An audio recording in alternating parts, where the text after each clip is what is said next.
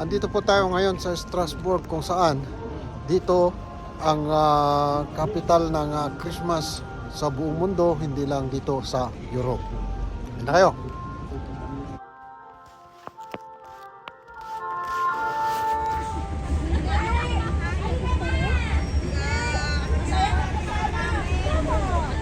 Ah non, non, il a pas dit.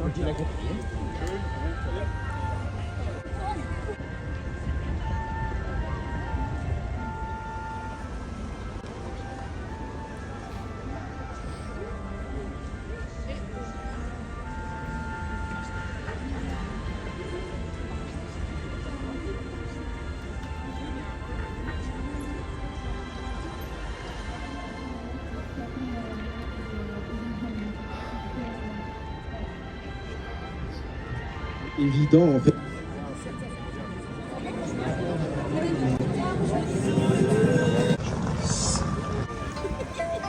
Wala.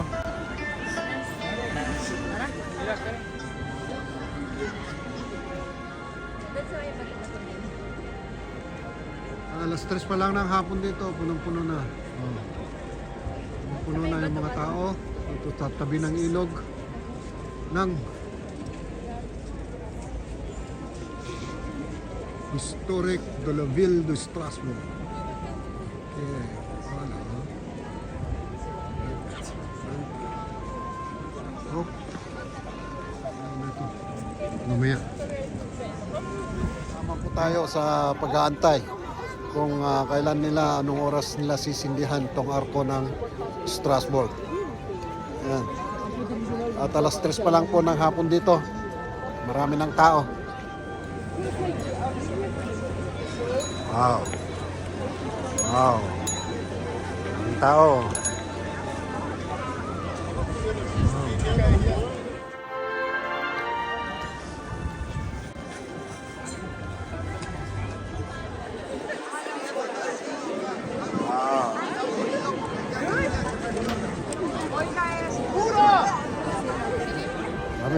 Maraming tao. Oh. Ganda ng clock.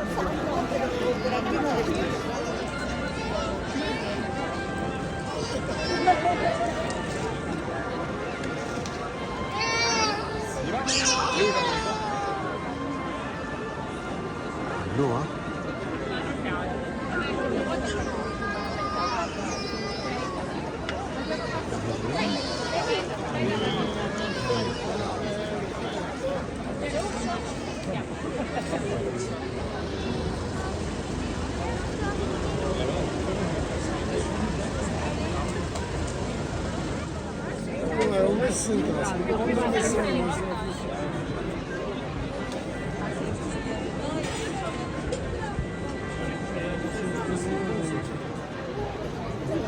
Ang paninda nila.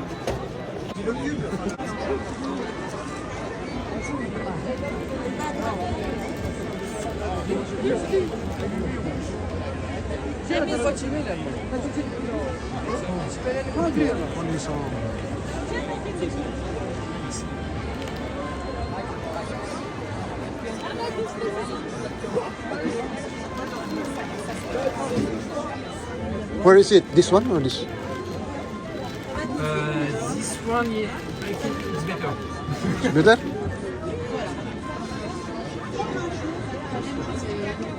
So what is it? It's vin chaud. Mushroom. Chaud. This one, what is it? It's chocolate. Hot chocolate. Hot chocolate. Hot chocolate and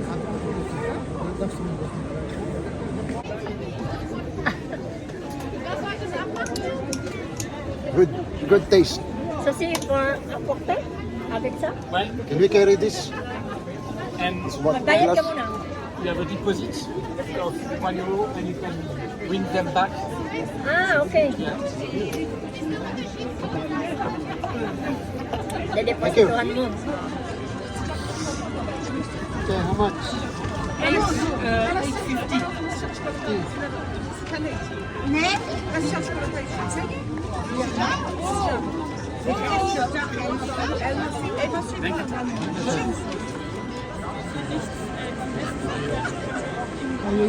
Attends, plutôt. dito sa boundary ng Germany. At ito ang tinatawag nilang Christmas capital sa buong mundo, hindi lang dito sa Europa. At nabigyan tayo ng pagkakataon upang mamasyal dito. At 6 hours from Paris ang travel dito. Salamat, salamat.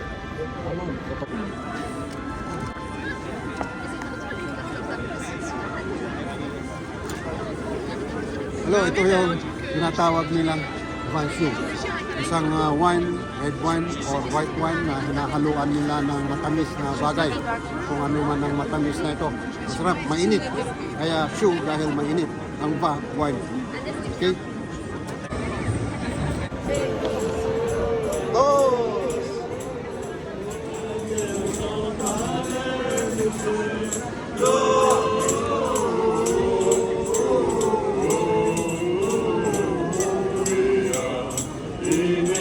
Hot wine in English. Famous ito dito sa Strasbourg. White wine, pula yan. Red wine. Oh.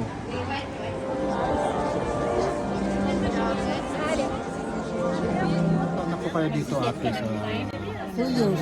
sa Paris po kayo, di ba? Tapos bumiyahe tayo dito sa Strasbourg ng mga oras. Nakailang beses na kayo nagpunta dito sa Strasbourg. One time lang. First time. Ikwento niyo naman ang Pasko niyo kung paano. Pasko, masaya dahil kasama ko anak ko. Mga anak ko ako. Ba't di nyo kasama kayo nag-travel kayo? Ay, walang time sila. Walang time. Malalaki na sila, hindi na sila. Ay, mga bata pa. School, mga 10 hanggang 3.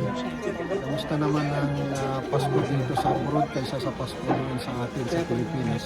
Mas masaya sa Pinas kaysa dito. Paano po maging masaya? Masaya kasi,